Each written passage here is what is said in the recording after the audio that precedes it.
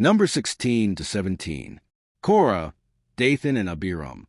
Korah son of Izhar, the son of Kohath, the son of Levi, and certain Reubenites, Dathan and Abiram, sons of Eliab and On son of Peleth, became insolent and rose up against Moses. With them were 250 Israelite men, well-known community leaders who had been appointed members of the council. They came as a group to oppose Moses and Aaron and said to them, "You have gone too far. The whole community is holy, every one of them, and the Lord is with them.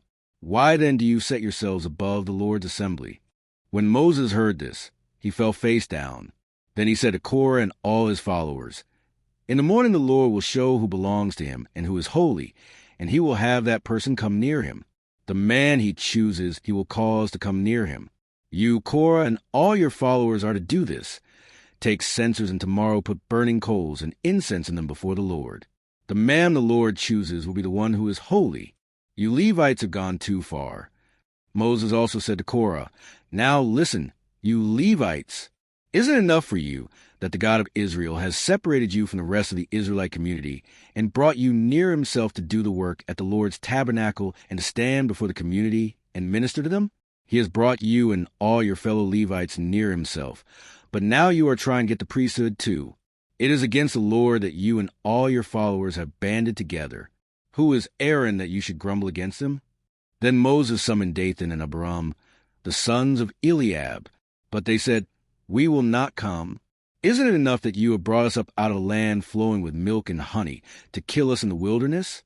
And now you also want to lord it over us. Moreover, you haven't brought us into a land flowing with milk and honey, or given us an inheritance of fields and vineyards. Do you want to treat these men like slaves?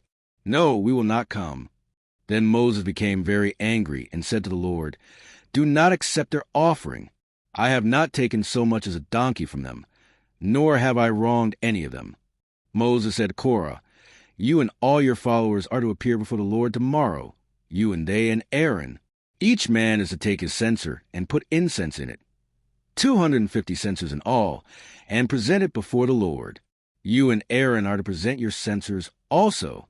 So each of them took his censer, put burning coals and incense in it, and stood with Moses and Aaron at the entrance to the tent of meeting. When Korah had gathered all his followers in opposition to them at the entrance to the tent of meeting, the glory of the Lord appeared to the entire assembly.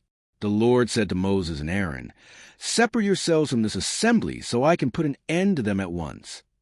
But Moses and Aaron fell face down and cried out, "O God, the God who gives breath to all living things, will you be angry with the entire assembly when only one man sins?" Then the Lord said to Moses, "Say to the assembly, move away from the tents of Korah, Dathan, and Abiram." Moses got up and went to Dathan and Abiram, and the elders of Israel followed him. He warned the assembly, "Move back from the tents of these wicked men. Do not touch anything belonging to them, or you will be swept away because of all their sins." So they moved away from the tents of Korah, Dathan, and Abiram. Dathan and Abiram had come out, and were standing with their wives, children, and little ones at the entrances to their tents. Then Moses said, "This is how you will know that the Lord has sent me to do all these things, and that it was not my idea. If these men die a natural death and suffer the fate of all mankind, then the Lord has not sent me. But if the Lord brings about something totally new, and the earth opens its mouth and swallows them, with everything that belongs to them, and they go down alive into the realm of the dead, then you will know that these men have treated the Lord with contempt." As soon as he finished saying all this, the ground under them split apart, and the earth opened its mouth and swallowed them and their households, and all those associated with Korah, together with their possessions. They went down alive into the realm of the dead, with everything they owned. The earth closed over them, and they perished and were gone from the community. At their cries, all the Israelites around them fled, shouting, "The earth is going to swallow us too." And fire came out from the Lord, and consumed the 250 men who were offering the incense. The Lord said to Moses, "Tell Eleazar son of Aaron, the priest, to remove the censers from the charred remains and scatter the coals some distance away, for the censers are holy, the censers of the men who sin at the cost of their lives. Hammer the censers into sheets to overlay the altar, for they were presented before the Lord and have become holy. Let them be a sign to the Israelites." So Eleazar the priest collected the bronze censers brought by those who had been burned to death, and he had them hammered out to overlay the altar as the Lord directed him through Moses. This was to remind the Israelites that no one except a descendant of Aaron should come to burn incense before the Lord, or he would become like Korah and his followers. The next day the whole Israelite community grumbled against Moses and Aaron. "You have killed the Lord's people," they said. But when the assembly gathered in opposition to Moses and Aaron and turned toward the tent of meeting, suddenly the cloud covered it and the glory of the Lord appeared.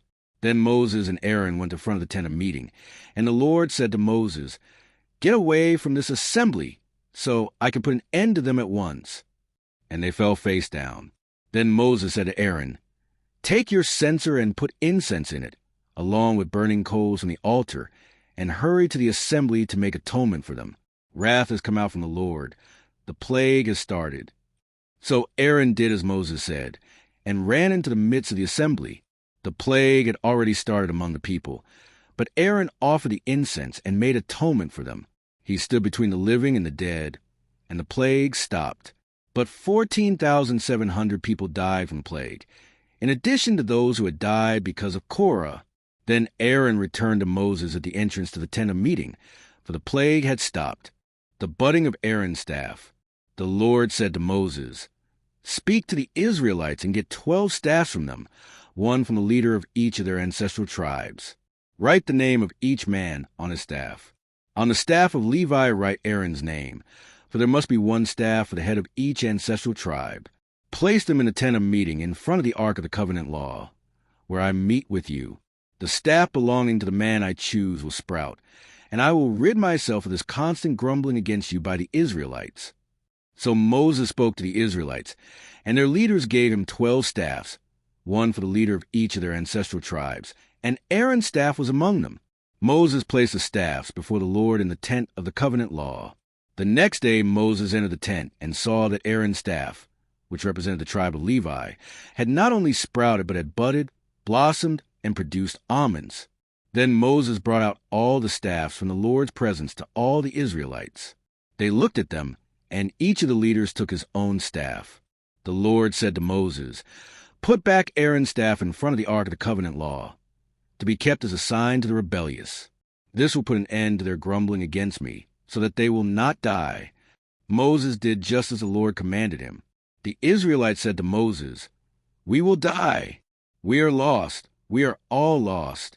Anyone who even comes near the tabernacle of the Lord will die. Are we all going to die?"